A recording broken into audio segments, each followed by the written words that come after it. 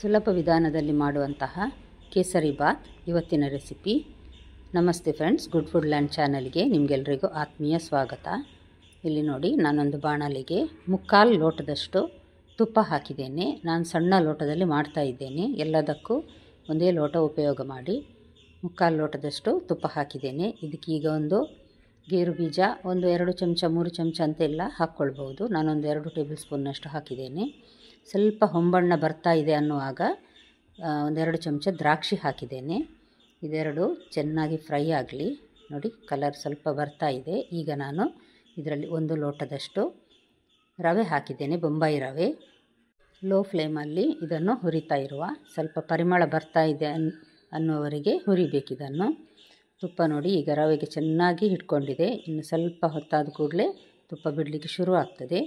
ಆಗ ನಾನು 3 ಲೋಟದಷ್ಟು ನೀರನ್ನು ಬಿಸಿ ಮಾಡಿ ಇಟ್ಟಿದ್ದೇನೆ. ಇದಕ್ಕೆ ನೋಡಿ, ಇದು ಆರೆಂಜ್ ಕಲರ್ ಹಾಕಿದ್ದೇನೆ, ಸ್ವಲ್ಪ ಒಂದು 2-3 ಚಿಟಿಕೆಯಷ್ಟು. ಈಗ ನೋಡಿ, 3 ಲೋಟದಷ್ಟು ಬಿಸಿ ನೀರನ್ನು ಸ್ವಲ್ಪ ಸ್ವಲ್ಪವೇ ಹಾಕ್ತಾ ಇದ್ದೇನೆ ನಾನು.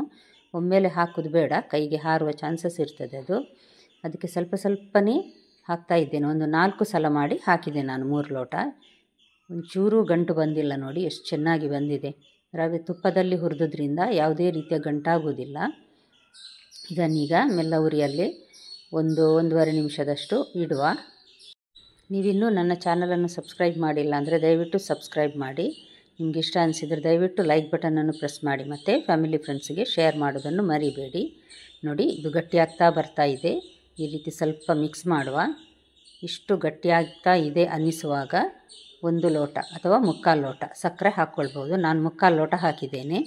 ಸಿಹಿ ಜಾಸ್ತಿ ಬೇಕನ್ನಿಸಿದರೆ 1 ಲೋಟವೇ ಹಾಕ್ಕೊಳ್ಬೋದು. ಎಲ್ಲದಕ್ಕೂ ಒಂದೇ ಲೋಟ ಅಳತೆಗೆ ನಾನು ತೆಗೆದುಕೊಂಡಿದ್ದೇನೆ.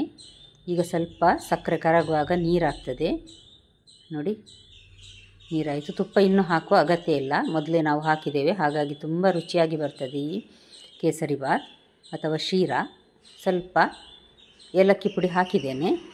ಇದನ್ನು ಈ ರೀತಿ ಒಂದು ಸಲ ಮಿಕ್ಸ್ ಮಾಡಿ ಸ್ವಲ್ಪ 1-2 ಸೆಕೆಂಡ್ ಮುಚ್ಚಳ ಮುಚ್ಚಿ ಬೇಯಿಸಿ. ನೋಡಿ, ಆಫ್ ಮಾಡಿಬಿಟ್ರೆ ಕೇಸರಿ ಬಾತ್ ರೆಡಿ ಆಯಿತು. ತುಂಬ ರುಚಿಯಾಗಿ ಬರ್ತದೆ. ಹೋಟ್ಲಲ್ಲಿ ಮಾಡುವ ಹಾಗೆ ಮತ್ತು ಫಂಕ್ಷನ್ಗಳಲ್ಲಿ ಮಾಡ್ತಾರೆ ನೋಡಿ, ಅದೇ ರೀತಿಯಷ್ಟು ಟೇಸ್ಟ್ ಇರ್ತದೆ. ಇದಕ್ಕೆ ಅರ್ಧ ತುಪ್ಪ ಅಥವಾ ಅರ್ಧ ಎಣ್ಣೆ ಸಹ ಬಳಸ್ಬೋದು, ಆದರೆ ನಾನು ತುಪ್ಪ ಹಾಕಿಯೇ ಮಾಡಿದ್ದೇನೆ, ದೇವರಿಗೆ ನೈವೇದ್ಯ ಇಡಲಿಕ್ಕಿತ್ತು ಅಂತ.